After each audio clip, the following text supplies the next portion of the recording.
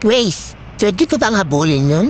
Huwag kang maghabol kung iniwan ka na, tanga. Masasaktan ka lang ulol. Kaya maraming di makamove on. Dahil iniwan na nga maghahabol pa. Pag iniwan ka, senyales na yun na hindi ka gustong panghabang buhay. Kaya huwag kang tanga.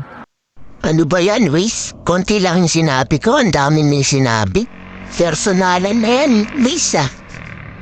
O ito na lang, ibahin ka na lang yung tanong mo. Sabi ka naman yung sinutumbok mo eh. Pwede ba ako sumaksik dito, Maring Grace? Huwag mong ipagsiksikan ang sarili mo, bobo. Kung wala ng space para sa'yo, dumistansya ka na lang, tanga. Kung patuloy mong ipagsiksikan ang sarili mo, masasaktan ka lang sa mga makikita mo. Ay nako, Maring Grace. Pinipersonal mo naman yung mga sagot mo eh. Parang tinatamahan si Riaunan. Hindi naman yan yung tanong ko pero parang pinaparinggan mo yung mga nanonood Marami kasing tanga sa mga nanonood eh. Iniwan na nga naghahabol pa. Sa bagay, tama ka, Grace. Ayan guys, huwag tayong tanga. Kasi pati si Grace alam niya yung tanga tayo eh. Iniwan na nga tayo, maghahabol pa tayo. Wala na nga tayong space na ipagsiksikan pa natin yung sarili natin. Kaya huwag tayong tanga mga guys.